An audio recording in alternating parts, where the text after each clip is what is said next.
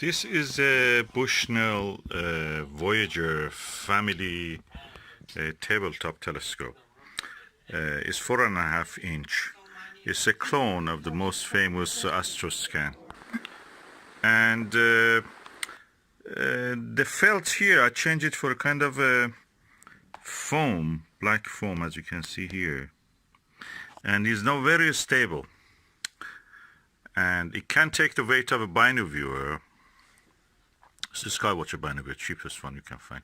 Then I put two Butter classic orthoscopic eyepieces, which are 10 millimeter.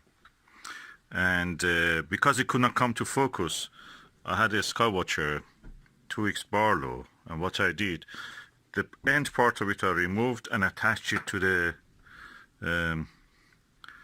Binoviewing, so it comes to focus now easily.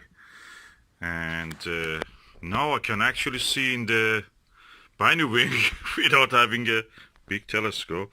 4.5 inch on a tabletop Astroscan clone, Edmund scientific Astroscan clone. I can watch and observe in Binoviewing. The set I was talking about, this is the Barlow, 2 times Barlow. If I had a weaker one, probably I would have used it. I have to dig for it, but I don't want that's enough. And that's the telescope. I'm using the 23 millimeter SV Bony Aspherics, and I'm watching through the window. It's amazing. The full disk of the moon is visible. The full crescent of the moon is visible, and it's such a good view. I wish that you could see this. Is there a way to show this? I'm not sure.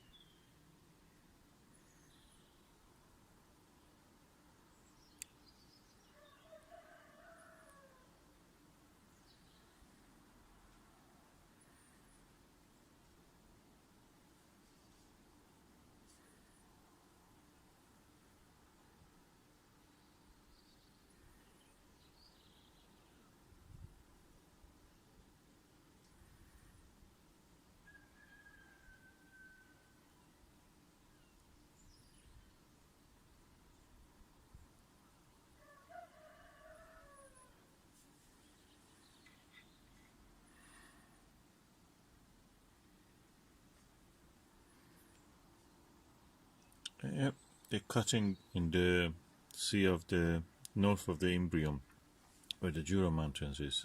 What is called actually the part near the Caucasian Mountains is Alpine Valley. Amazing.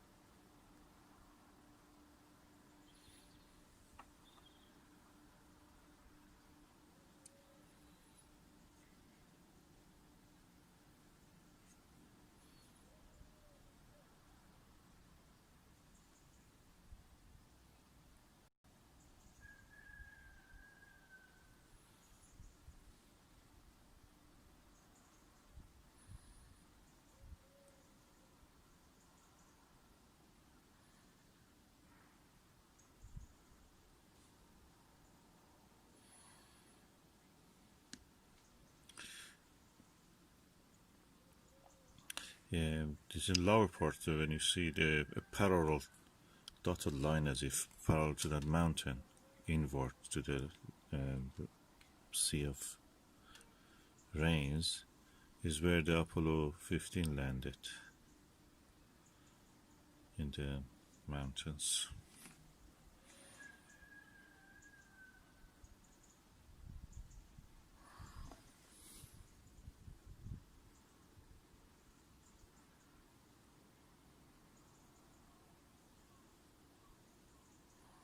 I'll try to zoom on down.